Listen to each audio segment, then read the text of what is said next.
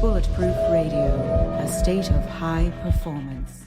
And you've been on a few shows like, I don't know, Dr. Oz, and you've been the director of Wellspring Health at Scripps Memorial in La Jolla. So you have what I'm going to call, quote, a real doctor background. Yeah, I didn't just play one on television. And I was a real doctor. And, it's interesting because I would consider neurologists as kind of the engineers of the medical world. Yeah. We're very black and white. We like things very neat. And so I'm in the same boat with you. There's a lot of this stuff that in my 20s, I would have had the exact same reaction to. The other reason I wanted to pick your brain today is that you've done 20 clinical research studies, at least participated in them, around MS, Alzheimer's, and Parkinson's. Mm-hmm. And people who listen to the show and read my books, which is a lot of them, probably read Headstrong, which was on the monthly science bestseller list between Homo Deus and Sapiens, which was the coolest place I've ever had a book. And really, a lot of the research around mitochondria in the brain came from studies in those three fields. And you also have looked at diabetes in your studies. So you've gone from that to sound, and I really want to know what that path was like and how that happened, because I wouldn't have predicted that.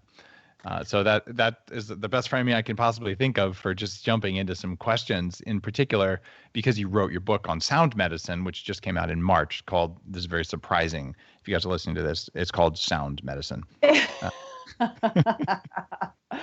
No, I would not have predicted my life. I've come to a place where I don't even predict like the next year, because I think once you do get kind of, into that space where you're just allowing for life to show you the next move, you no longer can predict it, because it just becomes, more and more expansive. And yes, my background was very much as a normal neurologist. I think the difference, though, between myself and many of my colleagues is I always asked why questions. And most people in medicine don't ask why questions, partly because you're trained out of it.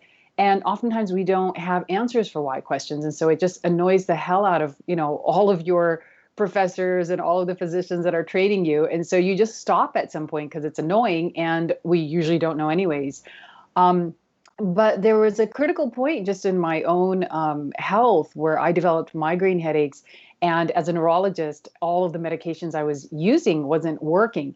And so that actually brought me back to some of the ancient knowledge that I was introduced to growing up in the form of Ayurvedic medicine.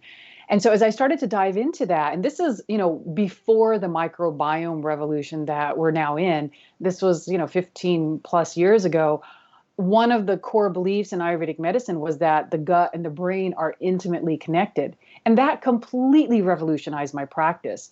And so the part of me that was, just the nerdy scientist, the one who loved asking why questions, I started going down this rabbit hole and realizing that as much as I respected my education, as much as I respected the institutions I was trained at, and I was trained at some of the best, there was still a lot that was unknown.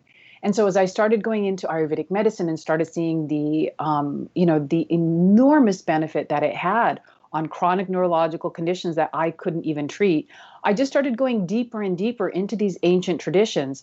And I'm a huge quantum physics buff. It's something that, I was introduced to as a young child and just loved. And the more I went into quantum physics, the more these ancient traditions, they finally made sense. And so what we thought were metaphors, just poetic writings in these ancient texts, all of a sudden you realize that they were actually treatises on quantum biology, which is a field that has yet to really take root. So that's kind of how my, journey started, was honestly as a patient, and then as a patient having to look at her own health differently, when I developed migraine headaches, and then as a physician who had to be honest, from a scientific standpoint and go, wait a minute, is there more to know? And now kind of, as a newbie in the field of quantum biology, and that's really where sound medicine starts to make a lot of sense.